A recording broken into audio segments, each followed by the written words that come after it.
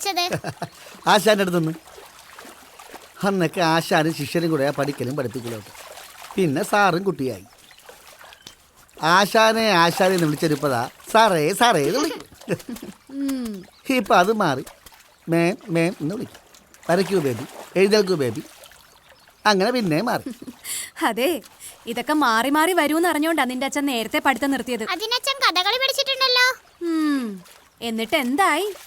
നിന്നെ കെട്ടി ഇന്നാട്ടിലേക്ക് കെട്ടിയെടുത്തപ്പോഴേ എൻ്റെ കലയും കഥകളിയൊക്കെ പോയടി. അതെ, പിന്നെ നീ എല്ലാം കൂടി MLA കാണുന്നുണ്ടോ, വില്ലേജ് ഓഫീസറെ കാണുന്നുണ്ടോ? ഒരു കാര്യമില്ല. ഈ നാട്ടിൽ നമ്മളൊക്കെ പോയേ പറ്റൂ. മാറണോ വേണ്ടേന്ന് നിങ്ങളുടെ സാറന്മാരല്ലേ തീരുമാനിക്കുന്നത്? വേണ്ട, ഞാനൊരു കാര്യം പറയാം. ഇന്നാട്ടിൽ കിടന്ന് എൻ്റെ മോളെ ഭാവികളെ ഞാനില്ല. ഞാൻ ജനിച്ചു വളർന്ന സ്ഥലമായത്. ഇവിടെ വളർന്നു എന്ന് പറഞ്ഞ് മോളുടെ ഭാവി ഒന്നും പോവില്ല. എടി, നീ ജനിച്ച് വളർന്ന സ്ഥലം സർക്കാർ ഏറ്റെടുക്കാൻ പോവല്ലേ? അതെ, നമുക്ക് എന്താ പറ്റി പാടി? ഒന്ന് തട്ടി മിനിക്കെടുത്താ പോരെ? ആദ്യം തട്ടി മിനിക്ക് എടുക്ക്, എന്നിട്ട് തീരുമാനിക്കാം പോകണോ വേണ്ടയോ എന്ന്. പഠിപ്പിക്കുന്ന സാറുമാരെ ഇനി മുതൽ ആശാന്ന് വിളിക്കാം, അല്ലേ അച്ഛാ? മീറ്റിംഗ് നടന്ന കാര്യമല്ലേ ഞവരൂർ കടവ്? അതെ സാർ, സാറിന് അറിയാവുന്ന കാര്യം തന്നെയാണ്. എന്നാലും അവിടുത്തെ എല്ലാ പ്രശ്നങ്ങളും എനിക്ക് നന്നായി അറിയാം. നിങ്ങൾ ഓരോരുത്തരുടെയും ജീവിതവും അറിയാം. അതല്ല സർ, സാറിന് അറിയാത്ത ചില കാര്യങ്ങൾ കൂടിയുണ്ട്. ജലമലിനീകരണം അല്ലേ? അതെ സർ. ദിവാരപ്പണിക്ക് കുന്നിടിച്ച് മണ്ണെടുക്കേണ്ടത് സാർ. കെമിക്കലുകൾ സ്പ്രേ ചെയ്ത് കൃഷി ചെയ്യുമ്പോൾ ആ വിഷങ്ങൾ കംപ്ലീറ്റ് പുഴയിലേക്കാ സാർ ഒഴുകുന്നത്. ഇത് ആരും ശ്രദ്ധിക്കുന്നില്ല സാർ. പാലത്തിന് അനുമതി കിട്ടിയത് ആദ്യം പറഞ്ഞ ദിവാരപ്പണിക്കറ. ചുറ്റുമുള്ള എല്ലാ സ്ഥലങ്ങളും റിയൽ എസ്റ്റേറ്റ് ഗ്രൂപ്പുമായി ചേർന്ന് ദിവാകര പണിക്കർ വാങ്ങിക്കഴിഞ്ഞു സർ. കാശുള്ളവര് മാത്രം ജീവിച്ചാൽ മതിയോ സാറേ? ഇതൊന്നും സ്ഥലം ഏറ്റെടുപ്പ് തടയാൻ മതിയായ കാരണമൊന്നും അല്ല. ജലവും മണ്ണും നഷ്ടപ്പെടുന്നതിൽ എനിക്കും വിഷമമുണ്ട്. അതുപോലെ നിങ്ങളൊക്കെ ആ പ്രദേശത്ത് നിന്ന് മാറ്റണമെന്ന് എനിക്ക് ഒരു ഉദ്ദേശവും ഇല്ല. ഞാൻ പറയാനുള്ള പറഞ്ഞു. അലൈൻമെന്റിന്റെ മാറ്റം വരുത്തിക്കൂടെ സാർ? റോഡിന്റെ അലൈൻമെന്റ് മാറ്റിയാൽ പാലത്തിനെ ബാധിക്കില്ലേ? മറ്റൊരു വഴിയിലൂടെ പാലത്തിൽ എത്താനും സാധിക്കില്ല. പിന്നെ ചെയ്യാൻ പറ്റുന്നൊരു കാര്യം, കെമിക്കലുകൾ ഉപയോഗിച്ച് കൃഷി ചെയ്യാൻ പാടില്ല എന്നൊരു ഉത്തരവിറക്കാം. ഹരിത ട്രൈബ്യൂണലിൽ നിന്നും അനുകൂലമായ ഒരു ഉത്തരവ് കിട്ടാൻ സാധ്യതയുണ്ട്. മതി, അതിങ്ങു കൊണ്ടുവാ. ബാക്കി കാര്യം ഞാൻ ഏറ്റു. സാർ, അതുപോലെ കടവിലെ ജലം കുടിച്ച് കോളേജ് കുട്ടി ആശുപത്രിയിലായിട്ടുണ്ട്. പുഴവെള്ളം കുടിക്കുകയോ? വാട്ടർ പ്യൂരിഫയർ ഉപയോഗിച്ച് ശുദ്ധീകരിച്ച പുഴവെള്ളമാണ് സർ കുട്ടികൾ കുടിച്ചത്. എന്നിട്ടും ആ വെള്ളം കുടിച്ച കുട്ടി ആശുപത്രിയിലാവണമെങ്കിൽ എന്തുമാത്രം വിഷമാണ് അതിനകത്ത് കലർന്നിരിക്കുന്നത്? ആദ്യം അതിന്റെ റിസൾട്ട് വരട്ടെ, അപ്പൊ നമുക്ക് നോക്കാം. എനിക്ക് ഇന്ന് കുറച്ച് തിരക്കുണ്ട്. ഇപ്പൊ നിങ്ങൾ പോയിക്കോ. എന്നാ വാ.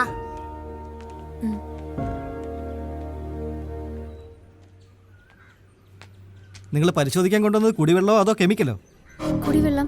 കുട്ടികൾ ഈ വെള്ളം കുടിച്ചത്. 60% കെമിക്കൽ കലർന്ന വെള്ളമായത്. എത്രയും പെട്ടെന്ന് നിങ്ങൾ പോലീസ് കംപ്ലൈന്റ് ചെയ്യണം.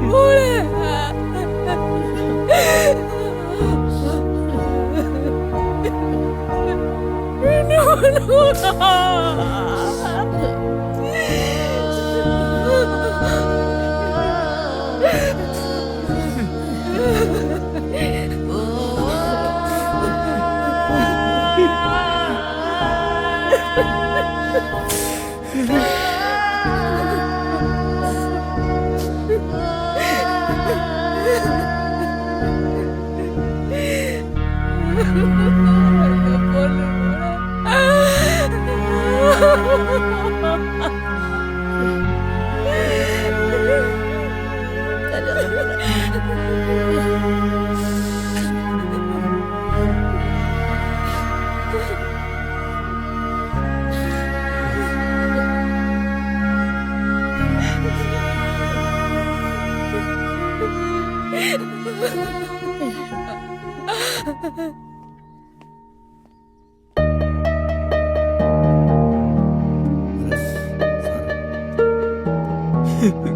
സാറേ, എന്റെ മോള്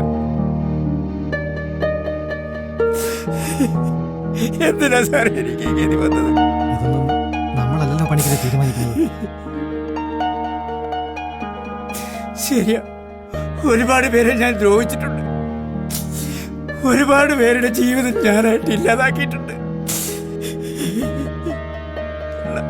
എന്റെ മോള് ആർക്ക് വേണ്ടിയാണ് ഞാൻ ഈ സമ്പാദിച്ചു കൊണ്ടിരിക്കുന്നത്? എന്തിനു വേണ്ടിയാ ഞാനിനി ജീവിക്കുന്നത്? ആർക്ക് വേണ്ടിയാ? എന്റെ മോള്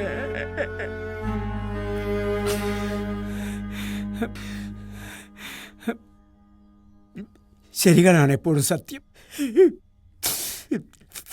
ഞാൻ ഇത്രയും കാലം തെറ്റുകാരനായിട്ട് മാത്രമാണ് ജീവിച്ചത്. അജയ, നിനക്കും ഒരു മോളാണുള്ളത്. എന്റെ ഗതി ഒരിക്കലും നിനക്കുണ്ടാവരുത്.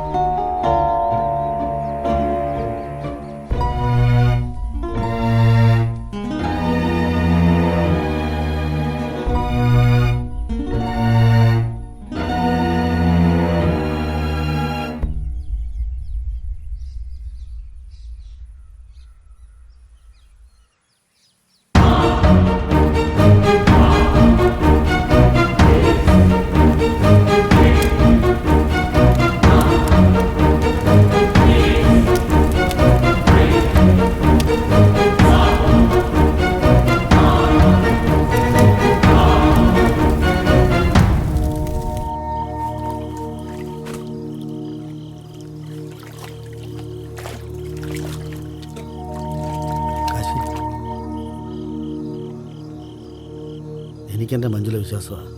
കാശിയെക്കുറിച്ചും അവളെക്കുറിച്ചും പലരും പലതും പറഞ്ഞ് എന്നെ ഇളക്കി വിട്ടിട്ടുണ്ട്. അപ്പോഴൊക്കെ ദേഷ്യത്തിന് ഞാനും എന്തൊക്കെയോ തിരിച്ച് പറയുകയും ചെയ്തിട്ടുണ്ട്. ഈ വെള്ളത്തിൽ അഴുക്കൊണ്ടായിരിക്കാനാണ് നിങ്ങളൊക്കെ കഷ്ടപ്പെട്ടതെന്നും എനിക്കറിയാം. പക്ഷേ എനിക്ക് ജീവിക്കേണ്ട കാശി. അതിന് അജയൻ തിരഞ്ഞെടുത്ത വഴി തെറ്റായിപ്പോയി. അജയൻ എങ്ങനെ വേണേൽ ജീവിക്കാം, പക്ഷേ എങ്ങനെ ജീവിക്കണമെന്ന് അജയൻ തന്നെ തീരുമാനിക്കണം. ഇപ്പോൾ ഈ നാട്ടിൽ നിന്ന് പോകണമെന്നാണ് എൻ്റെ ആഗ്രഹം. ഇവിടെ ഞാനിനി എങ്ങനെ ജീവിക്കും? ഈ നാട് മുഴുവൻ ഞാൻ മല്ലപ്പെടുത്തിയില്ലേ? ഈ നാട്ടുകാരെ മുഴുവൻ ഞാൻ വെറുപ്പിച്ചില്ലേ? ഇവിടം വിട്ട് പോയിട്ട് എന്ത് ചെയ്യാനാ? ഇവിടെ തന്നെ ജീവിക്കണം, ശരി ചെയ്ത് ജീവിക്കണം. അപ്പൊ ഈ നാടും നാട്ടുകാരും അജയന്റെ കൂടെ തന്നെ കാണും. നമ്മൾ ആരെങ്കിലും സ്നേഹിക്കുന്നുണ്ടെങ്കിൽ അവരുടെ പേരിൽ ഒരു മരം നടണം. അങ്ങനെ ആകുമ്പോൾ ഈ പരിസ്ഥിതിയും ജലവും ഒക്കെ നമുക്ക് സംരക്ഷിക്കുകയും ചെയ്യാം.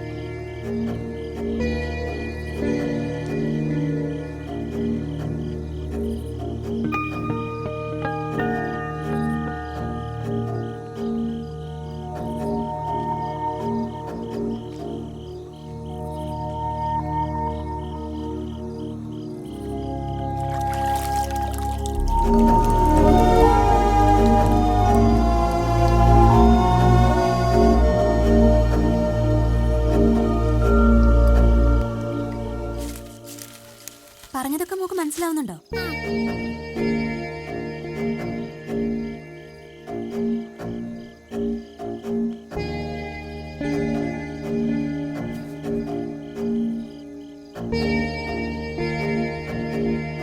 നാളെ പോലെ സമരത്തിനും കൊടി പിടിക്കാനൊക്കെ ഞാനും കാണും.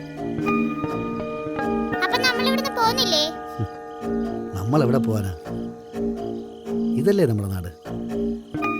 അപ്പൊ ഇന്ന് രാത്രി നമുക്ക് കഥ കേൾക്കാം. ഒരിടത്തൊരിടത്ത് ഒരു രാജാവിന്റെ കഥ. വെറൊരു രാജാവിന്റെ കഥയല്ല, പിന്നെ ക്രൂരനായ ഒരു രാജാവ്, നല്ലവനായ കഥ. ഉം? ഉം.